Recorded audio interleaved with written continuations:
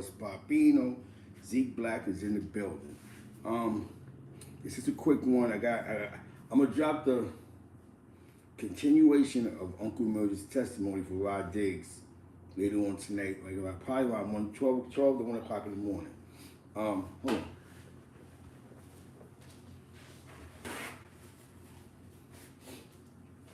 on. Today's a special revisit to the Treyway case. It just goes to show you how you can be infiltrated by individuals because of money. This is the court documents, the court case paperwork coming from Crown Courts TV. Shout out to the narrator, of course. May Ling most likely was the voiceover. It's interesting. CEO Chris was a guy who infiltrated the nine-trade gangsters in the street. Matrix. You may be familiar with him because of 6ix9ine. It tied into the whole conspiracy, and he testified some things about Shotti. Shotti was W. Salute. Shotti was the manager of 6ix9ine. For what some of you guys might know about. You know what I'm saying? Well, here go the testimony. Federal court. This is what CEO Chris had to say about Shotti. This is the paperwork. In the words of Crown Courts TV, find something legal to do. What?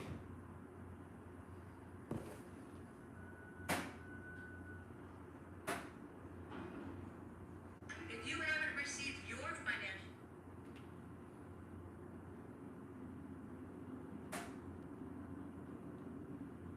This ain't the Shotti move. Did you understand what he was saying? Yes, Shotti owed me money, like 450 grams that he never paid me for. So he was like saying that as a reference to the time that Shotti ran off with the money that he's... That's May Ling on the narration, and she's speaking. That's the narrator. This is Crown Courts TV. This is actually the paperwork. She's reading over the trial transcripts. If you don't know what it is, it's the trial transcripts. CEO Chris infiltrated 9Trey, as in Mel Matrix, and that lineup. That had nothing really to do with 6ix9ine, but it all got tied in together one way or another, the way y'all look at it. But this is him testifying against Shotti, talking about Shotti in his testimony. Supposed to pay me. He's saying that he wasn't going to do that. He was going to do the opposite, pay me the money. And when you say 150 grams that Shotti owed you money for, 150 grams of what? Heroin. To your knowledge, how did Mr. Mack know that Shotti owed you owed you money for 150 grams of heroin? Because I told him. Okay. And if we could please pick up on the call, 146, and then we could stop it at 221, please, Miss Harney. Mr. Cruz, around how many times did you deal drugs to Shotti? Twice. Can you tell us about those deals? I believe it was like, first sale was like 100 grams. He would have his cousins come from Jersey. His cousin would come from New Jersey. I would give him 100 grams and he would sell it to his cousins and give me the money for it later. Was anybody else from 9Trey present for that? For that sale? Yes. No. Okay, and what was the second sale? Second sale, he said his cousin needed 150 grams. I gave him 150 grams and he never paid me back for it. How much money did he owe you for that 150 grams? I believe like around 6,500.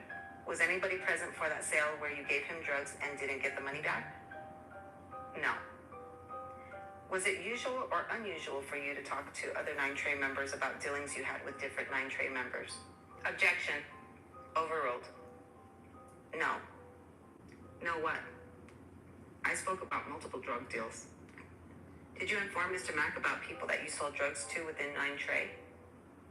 I believe so, yes. Other than Shotti, who else do you recall telling Mr. Mack about dealing drugs to? Angel Garcia. I can't really remember, but multiple people. Angel Garcia is Gato. Gato from East Harlem, 116th. You call him the cat. Gato. He's locked up right now. But that's Angel Garcia. That's Gato from the east side. Does Angel Garcia, by the way, go by another nickname? Yes, Gato. Gato? Yeah. Looking back at page 9, when Mac on lines 4 through 5 said they told him to holler at you or you holler at him on your own, what does that mean? What does holler mean? What do you understand it to mean? I'm sorry, Your Honor? What do you understand that line? Say it again. When Mr. Mack said what they told him to holler at you or you holler at him on your own, what do you understand that to mean? He's talking about, like, if Mal Murder or anybody told me to reach out to him and sell drugs to him, or did he do it on his own? And on lines 10 through 14, when you say he would still f with him and then pull a move, you know what I'm saying? That ends probably split the little chump change. What are you referring to? Meaning that Mal Murder probably told Shotti to do it and kept the money on the low. They would split the money on the low. What do you mean by on the low? Like it was between them. Mal Murder could have told Shotti to run off with the money, and Shotti would have gave Mal Murder half of the money.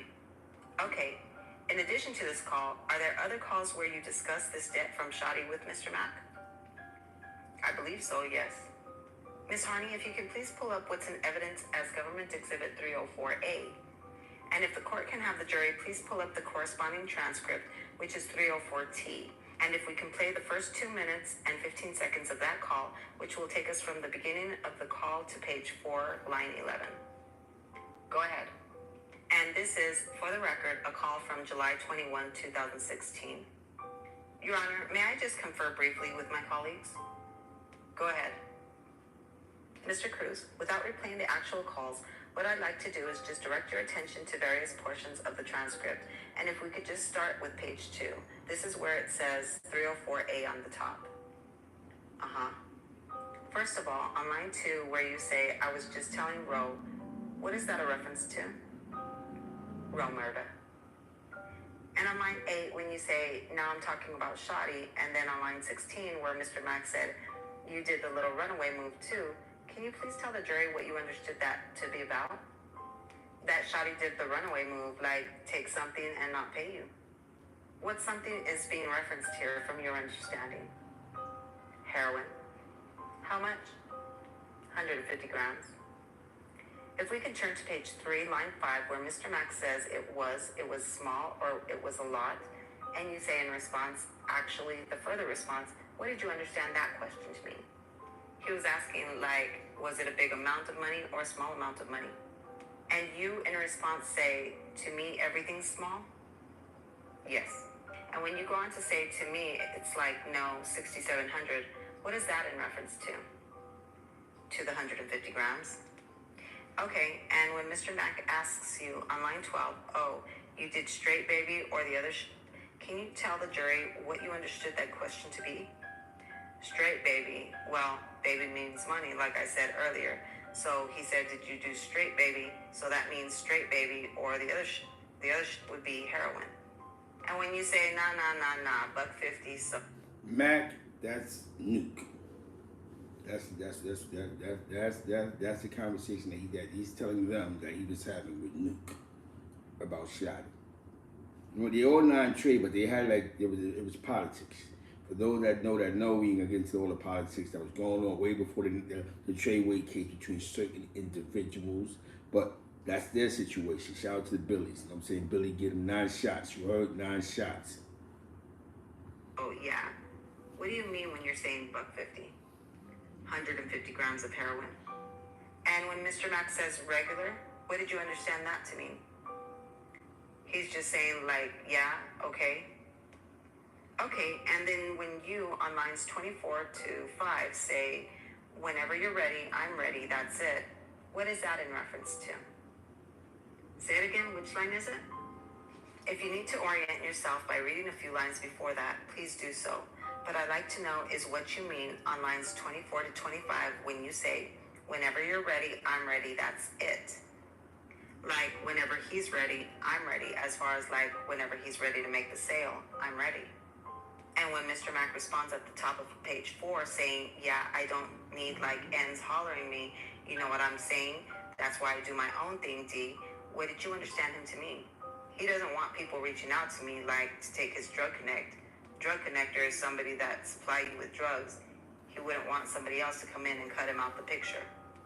Okay, Ms. Harney, if we could please now pull up 305B starting at 28 seconds in and play it to the end. And the corresponding transcript would be 305T starting on page 5, line 16. Again, that would be page 5, line 16 of 305T. Mr. Cruz, if you could please now go back to page 5, line 19, starting with 16 when Mr. Mack says, yeah, what's up with Shotti? And then on line 19, he's still ducking. What did you understand that phrase, he's still ducking, to mean? Like he's still hiding, he's not paying. Okay, and on the next page, page 6, line 7, when you say that N don't want no smoke, what is that in reference to? What do you mean? What does smoke mean? Smoke mean like you don't want no smoke means you don't want no problem. When he's saying you don't want smoke, what does that mean? Like he doesn't want any problems. And in line 16 through 19, when Mr. Mack says, make sure you get on that for the days, I'm telling you, and don't want to miss out, what do you understand him to be referencing? I get on it as far as doing the sales, like he doesn't want to miss out. Who doesn't want to miss out on what? The person who's coming to buy the heroin. Okay, in addition to discussing this issue about Shotti owing you money for 150 grams of heroin with Mr. Mack, did you also have a conversation or conversations with Mel Murder about that debt? About what? Say again? Did you have... Mel Murder, you see how he brought up Mel Matrix? He's speaking about numerous non-trays in this conversation. Nuke, Shotti, you see how he's talking about Nuke. He brought up Gato, you know what I'm saying? Got from the east side. He even brought up, Road Murder. This is actually his testimony towards the 9 Trey case. Shotti just got caught up in situations. His name popped up in certain situations in the conversation. It's a 9 Trey case. They mentioned all these parties. He's leaving one name out of all the conversation. There's one name that he's just not speaking about. As y'all notice, if you're paying attention. Just pay attention. Just pay attention for free. A guy that was amongst them, running around with them, but he's just not mentioning that name.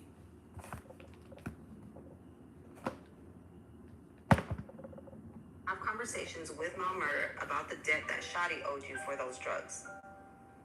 Yes. And did you have recorded conversations with him after you began proactively cooperating that referenced that debt? Because this right here, his testimony definitely clarifies that either Jim Jones was a mascot for 9 Trey, or he really wasn't in tune with what these guys was doing. That takes a lot of power not to be involved with those actions. That means that, y'all my peoples, but when it came to what y'all doing, Jim Jones wasn't an active gang member. And you know what? That's what might have saved him. As you notice, he's very detailed in what he's speaking about: transactions, phone calls, and names. And he has not mentioned Jones. So maybe Jones was either the mascot for 9 Trey, or he really wasn't active. Maybe Jimmy was just really dealing with Mel Matrix. You know what I'm saying? Certain individuals on the ones compared to group settings. You know what I'm saying? A group. You know what I'm saying? Yes. And did Jamal Jones or Mel Murder seem to understand or know what you were talking about? Yes. Ms. Harney, if we could please, I'm going to offer, if it's not in evidence already, Government Exhibits 312 and its subdivisions pursuant to Government Exhibit 1003, which is the wire stipulation. You're offering that now? I am, Your Honor. Any objection? No, Your Honor. 312 is received. I'm also offering the corresponding transcript, 312T. It's received as well. I'm sorry, the subdivisions are 312A through E. Very good. I'm also offering, pursuant to the same stipulation, Government Exhibits 313, 314, 315, 316A. Ronald, you're right. Ronald, you are right. Because they're talking about money, buying of drugs. Jimmy has the economics for his name to be all in this when it comes to the purchase of the drugs. Why go to CEO? Why go through scrapes and scraps? You can just go to Jimmy. Yo, Jimmy, let me hold 10 racks. Let me hold 7 racks. Let's invest in this.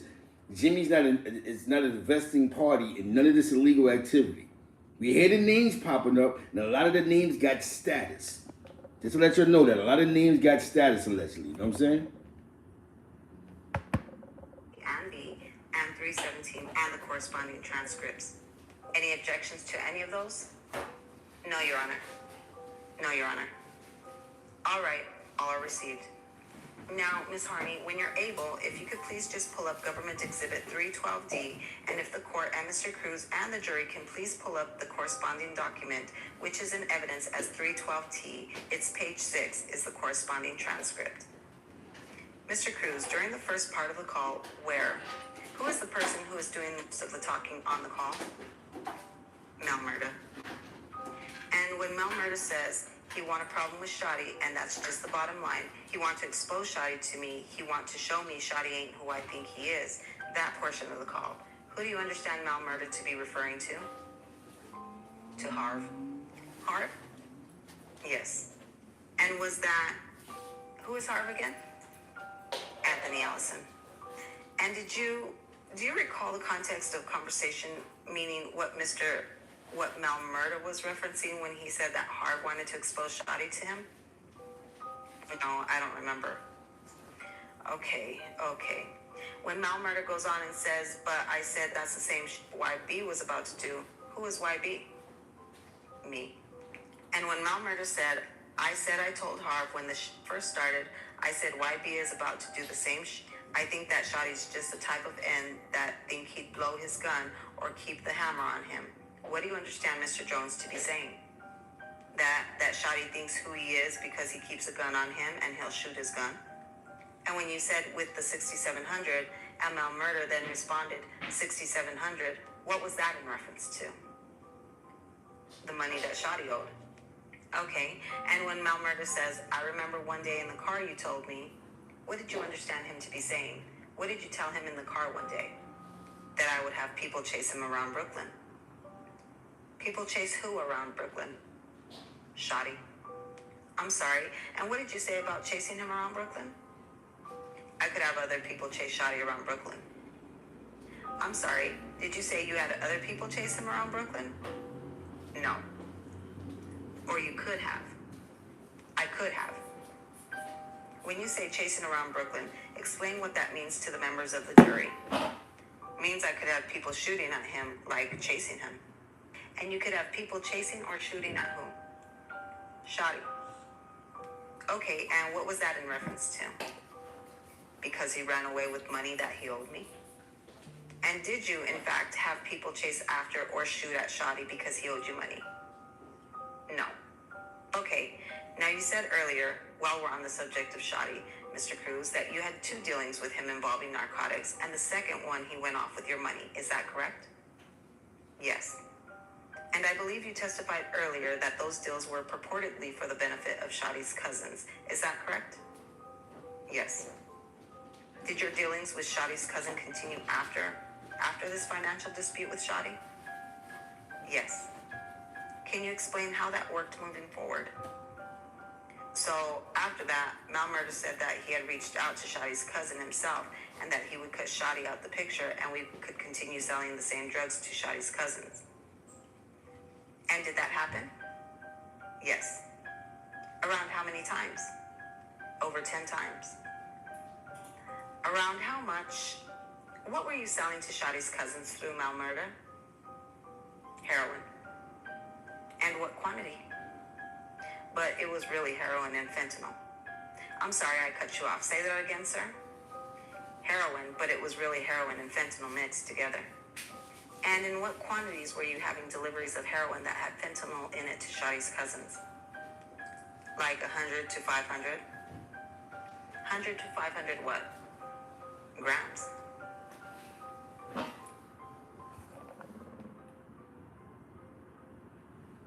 Check out Crown Courts TV. That was CEO testifies about Shotti running off on the plug and Treyway case. Check out all his commentary, all his videos. Him and Maylene did a great job on the voiceover. If you ever go to her IG, just salute her on her great work on that project. In the words of Crown Courts TV, find something legal to do. Shout out to my man J.E. Moneybags. You know, I'm bringing this to you. I'm re-releasing, revisiting the cases, and it was a good ride. And the thing about this was a lot of this when he was doing a lot of these videos, I was involved just in the phone calls, and I was just happy to be there for the ride when he would get the papers from Pacer and he sent them out. And yo Zeke, I got the voiceovers and it felt good. I was a part of. Now I wasn't. That's his situation. I just had to. I enjoyed just being part of it. Just listen to a lot of this information before it hit the streets to you guys. You know what I'm saying? And yeah, definitely was good chilling.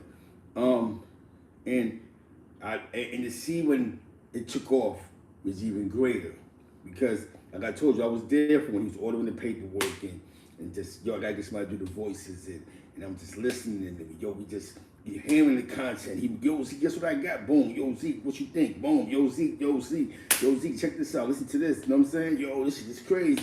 Now how on his own, everything he did was on his own by himself, other than the voiceovers. That's it. He does his own editing, he does his own thinking, he does his own chopping, and you know to see that he went viral with this was great. So it's great information. CEO Chris, as you mentioned, even with all the drug dealing, the dirtiest part of the game, the hustling part, we can say Jim Jones had nothing to do with none of this shit because Jim Jones' name never came up. He talked about Gato. He talked about, for those that don't know who Gato is, he's from East Harlem. You might have heard about a situation with him and Twin in the Mountains. That's them. You might have heard stories about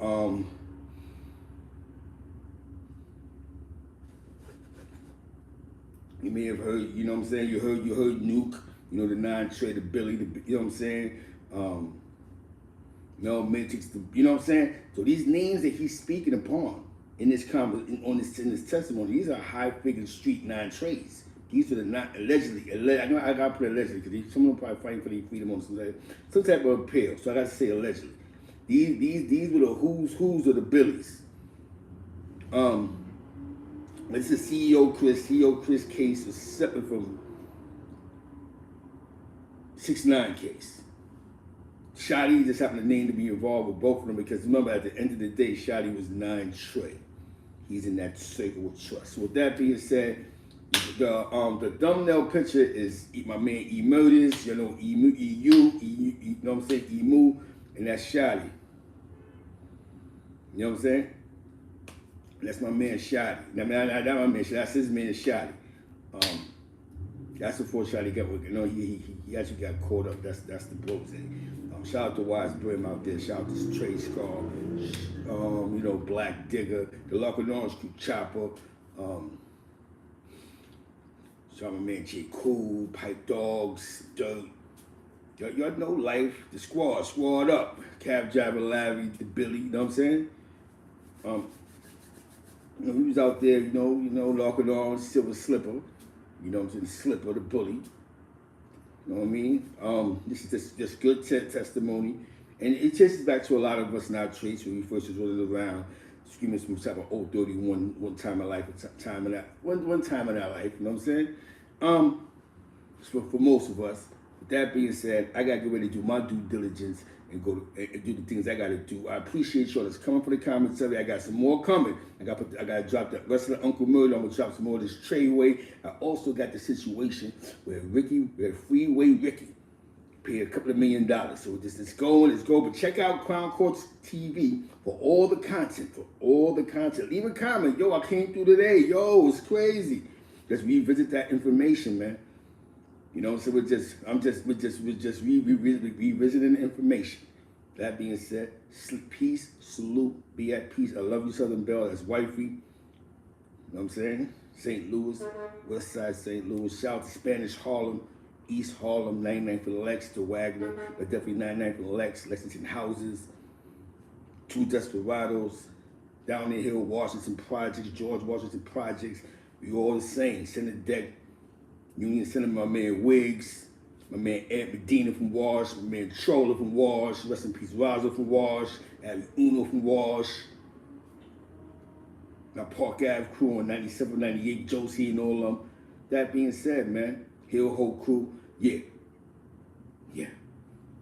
That being said, rest in peace Superman, Jay Slay. I appreciate y'all. Thank y'all for coming. Another episode of Zeke Black Feed the Wolves. Definitely shout out to Cuzzo Dice in the building, Forster Polo Grounds, East West, you know what I'm saying? You know what I'm saying? I gotta go. Shout out to my man Black, the Shell brothers, Brian, Riley Shell, you know what I'm saying? From building 183. That being said, appreciate y'all. Love y'all. Keep coming back for the information. What? Find something legal to do. Shout out to Maylene. She did a great job narrating the paperwork, the court choice. Getting interesting here, right? Quite a few people. It's getting very interesting, and I'm happy that Crown Courts gave me the disclaimer to use this stuff. That's on my platform, not just mine, but just for y'all guys to go definitely check out his body of work. That being said, salute.